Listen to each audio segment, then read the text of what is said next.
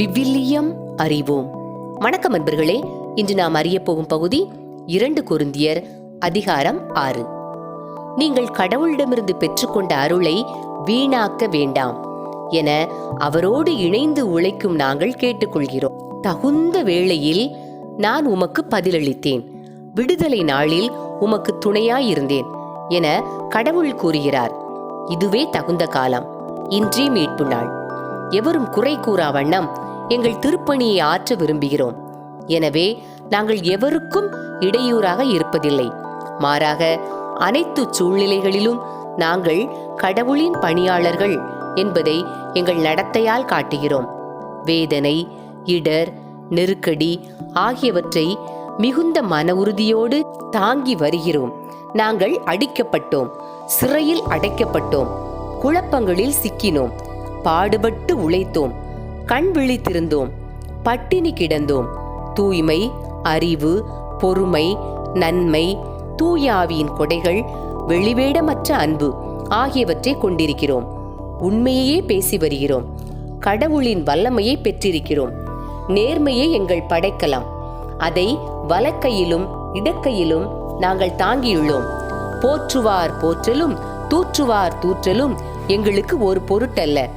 புகழுவார் புகழலும் இகழுவார் இகழலும் எங்களை பாதிப்பதில்லை. ஏமாற்றுவோர் என அவர்களுக்கு தோன்றினாலும் நாங்கள் உண்மையான பணியாளர்கள். அறிமுகம் இல்லாதோர் என தோன்றினாலும் எல்லாரும் எங்களை அறிவர். செத்துக் கொண்டிருப்பவர்கள் என தோன்றினாலும் நாங்கள் வாழ்ந்து கொண்டிருக்கிறோம். கொடுமையாக தண்டிக்கப்பட்டோர் என தோன்றினாலும் நாங்கள் கொல்லப்படவில்லை. துயருற்றோர் என தோன்றினாலும் நாங்கள் எப்போதும் மகிழ்ச்சியாக இருக்கிறோம். ஏழையர் என தோன்றினாலும் நாங்கள் பலரை செல்வராக்குகிறோம். எதுவும் இல்லாதவர் என தோன்றினாலும் நாங்கள் எல்லாவற்றையும் பெற்றிருக்கிறோம். கொரிந்தியரே, நாங்கள் உங்களிடம் மனம் விட்டு பேசுகிறோம். எங்கள் இதயத்தில் ஒளிவு மறைவு என்பதே இல்லை. நீங்கள் உங்கள் இதய கதவை அடைத்து வைத்திருக்கிறீர்கள். எங்கள் இதய கதவு எப்போதும் திறந்தே இருக்கிறது. பிள்ளைகளுக்கு சொல்வதை போல் சொல்லுகிறேன்.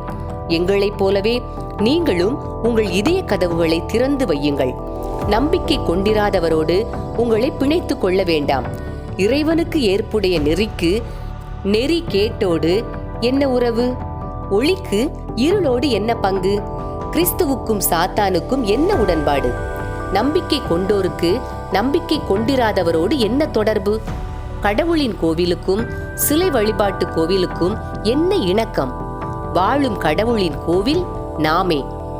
என் உறைவிடத்தை அவர்கள் நடுவில் நிறுவுவேன். அவர்கள் நடுவே நான் உலவுவேன்.